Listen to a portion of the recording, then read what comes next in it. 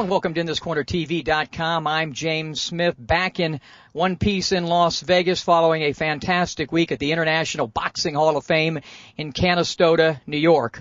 Well, the stench is still in the air with the very controversial split decision win by Tim Bradley over Manny Pacquiao. We're outside the building. We're inside is the Nevada State Athletic Commission. We figured we'd go right to the source, the executive director, Keith Kizer, who talks about this past Saturday night.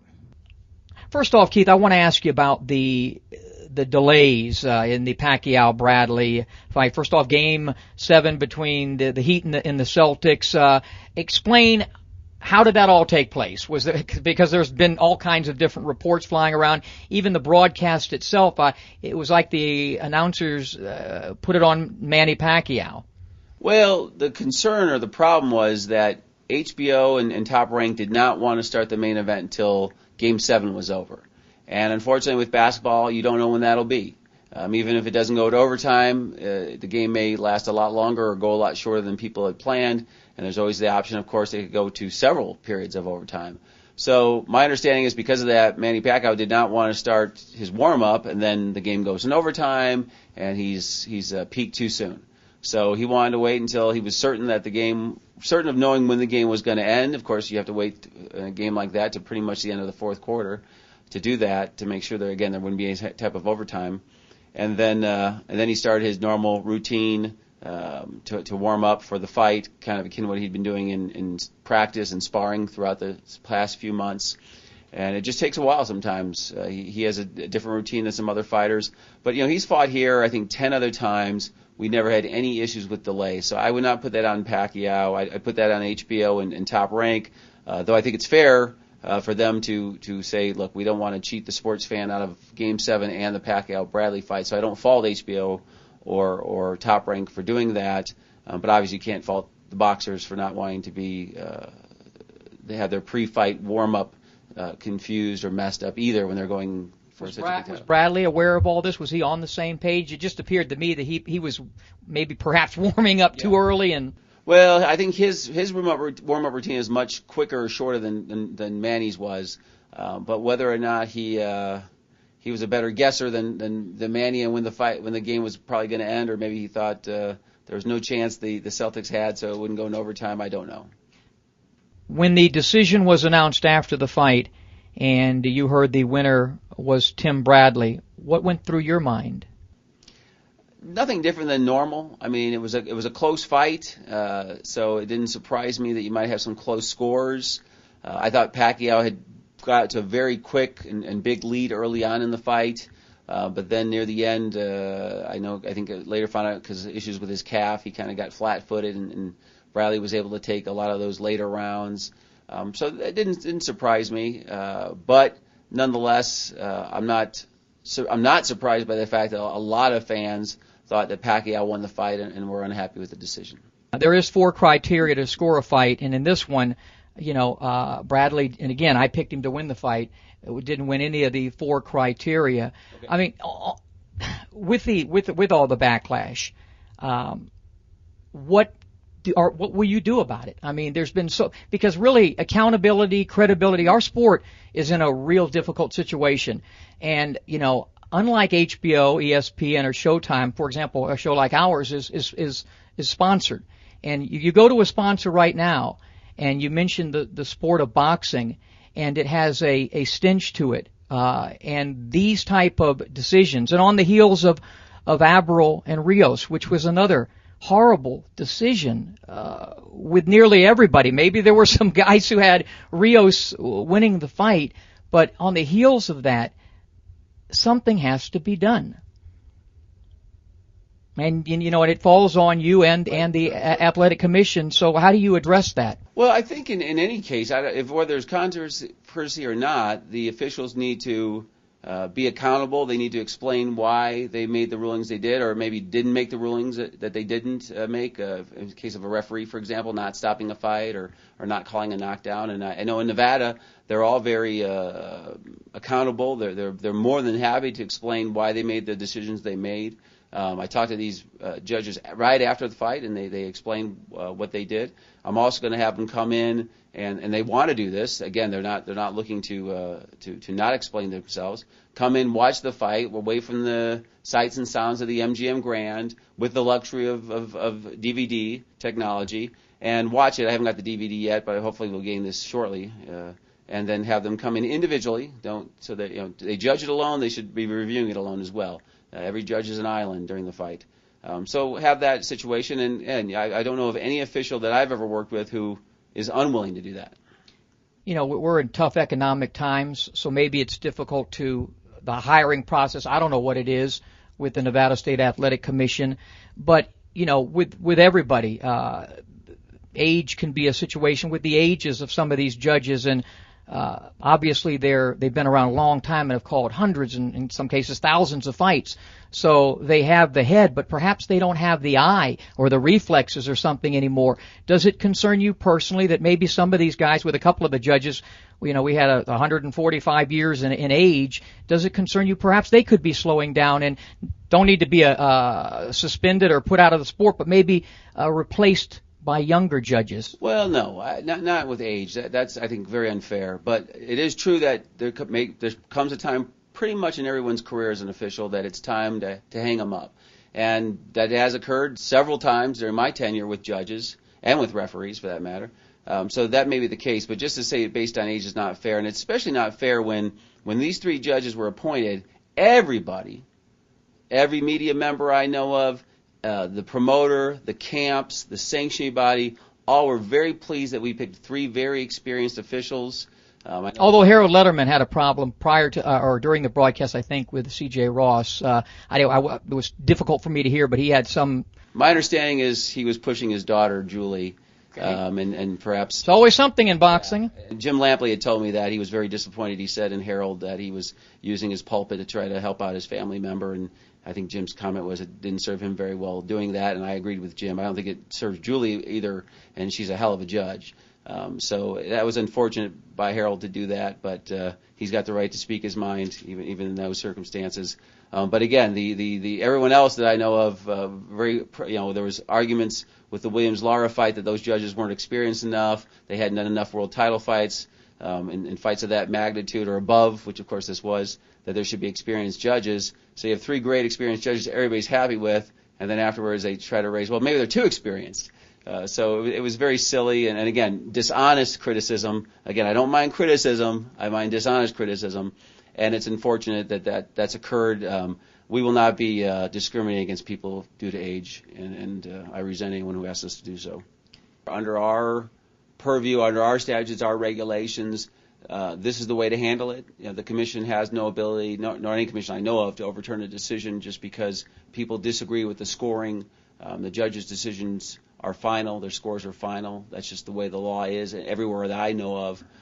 As far as dealing with the officials, again, in this situation, you had three highly trained, highly experienced, highly competent judges. Whether you think they blew it that night or not doesn't change the fact that everyone realizes that. In fact, like I said, before the fight, the fighters' camps, the promoter, the sanctioning body, all the journalists I spoke with were very pleased to have that, and in fact kind of contrasted that with the other fight by saying it's good that Keith, we know you'd put in three very experienced, competent judges, and you have.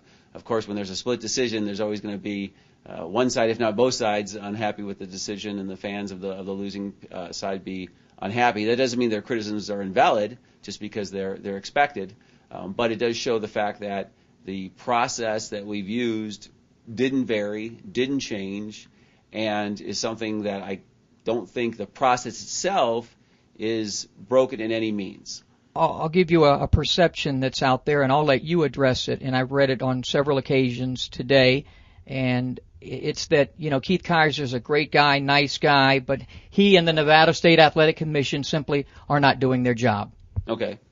Well, again, people have the right to criticize. I think that's fair. I would never want to stomp on anyone's rights to criticize, especially the government. We all have the right to criticize the government, even if we're incorrect.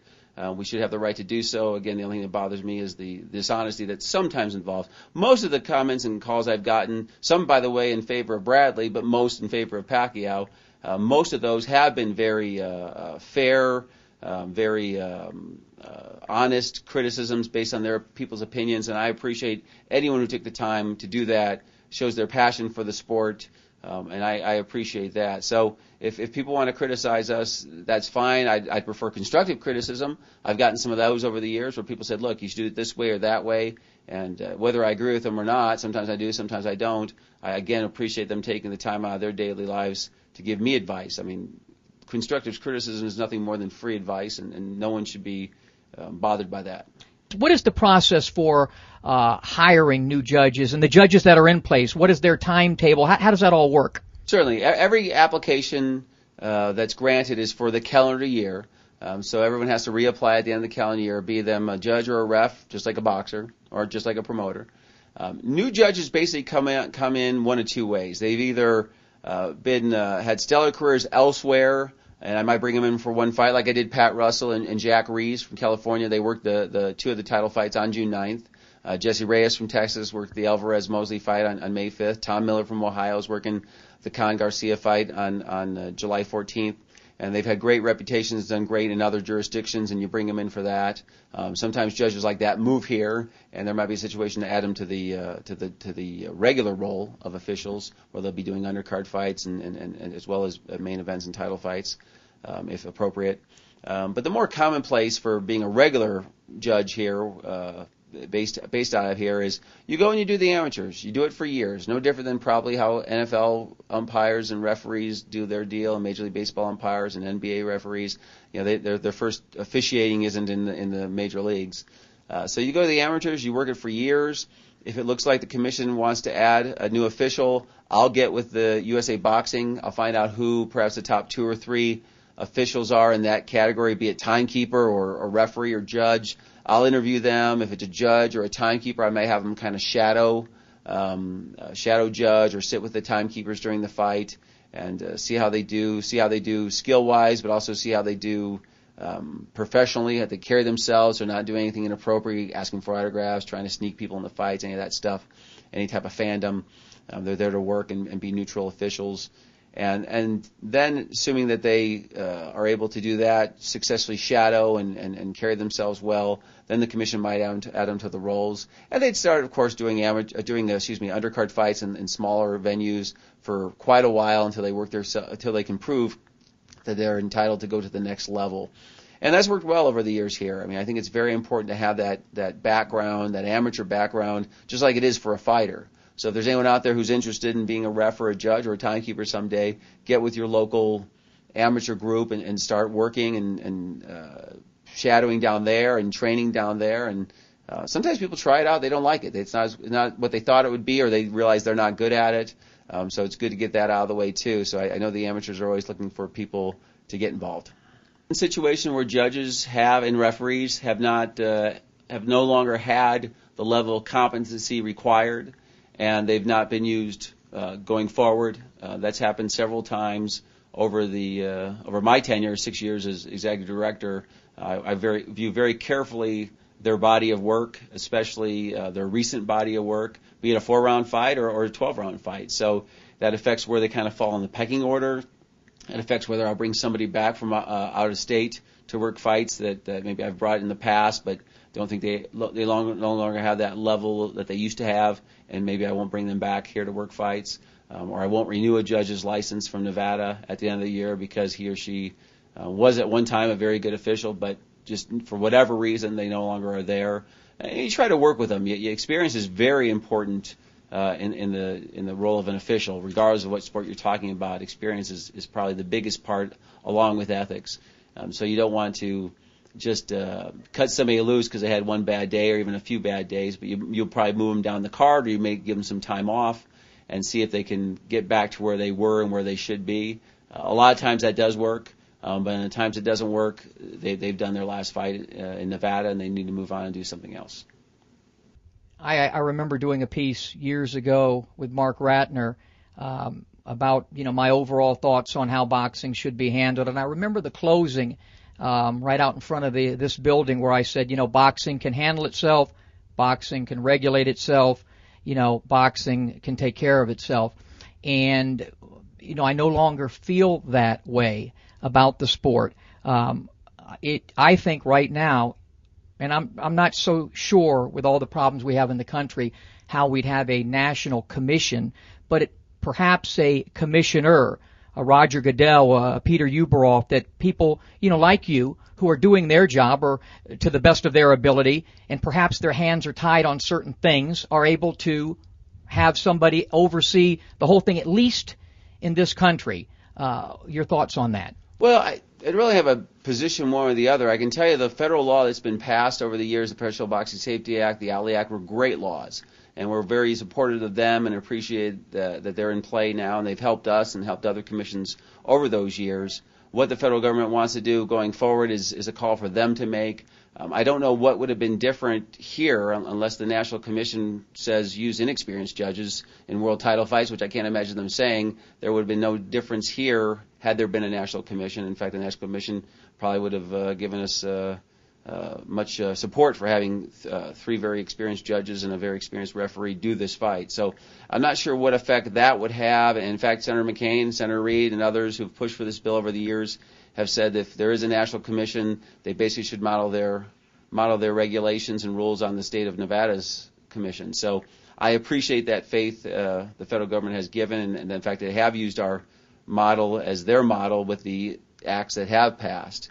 But I have no issue one way or the other with them pursuing additional federal legislation, and if it happens, we're willing to work with them 100%. Don't you think with public perception it would help? The fact that there would be again, after something like this takes place, that there would be the final authority, somebody that has absolutely nothing to do with the damn sport in any capacity, and again, perhaps a businessman, or somebody like a Uberoff or Goodell who've gotten those positions and done a great job. I just think in terms of public perception, it would really help our sport right now that is just being bombasted in the media. We're in a time now, Keith, it's not like it was before with all the media, with all the social media.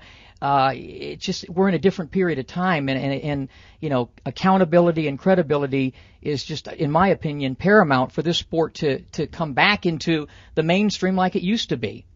Well, I don't know of any governing body in any sport, be it the NFL, Major League Baseball, the Olympic Committee, that hasn't received criticism for decisions they've made. So I don't think there's any kind of magic position that's going to be free of criticism, nor do I think there should be. Everybody should have the right to criticize the governing bodies, be they private or public, be they run by certain individuals or not. I think it's very important. So I'm not sure how you'd ever be able to set something up that would, any body you could set up that would make decisions that no one would ever disagree with. I just think that's an impossibility. So I just want to give you time to, address the boxing fans yourself, right into the camera there, and just talk to the fans about your position on this past week in boxing, Pacquiao and Bradley. Well, again, the fans, I appreciate their passion.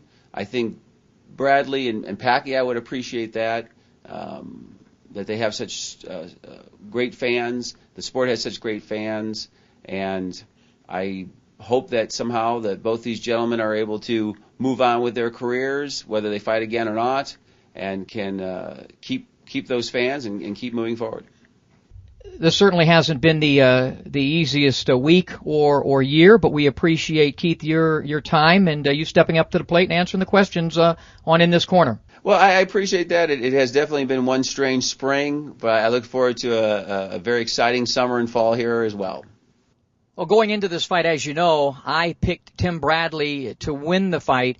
It was clearly evident to me after the first 3 or 4 rounds that he wasn't going to. I scored it 118 to 110 for Manny Pacquiao. Obviously, we found out that there was a pretty serious injuries suffered by Bradley, and that I think affected his performance, as did perhaps all the delays before he entered inside the ring. But once he got in there, clearly, Manny Pacquiao dominated the action and should have been awarded the decision. Sometimes when you go to the and sit by the sea, you inhale the fresh air, fresh ocean air. Sometimes you go sit by the sea and you inhale it's nothing but it smells like bad fish. And that, I think, is the case with this fight. There's a stench in the air, and we felt that we had to come here and address it with Keith Kizer. I think it is critical right now that boxing steps up to the plate. Forget about the integrity of the sport. That's already gone. For the sport to even salvage itself in the mainstream, something has to be done, because right now, boxing with the public, it's like a bad marriage. As much as you love that person, and as much passion as you had for that person, as much love and passion as we all have had for boxing, there appears to be irreconcilable differences, and the sport better examine itself. For InThisCornerTV.com, I'm James Smith.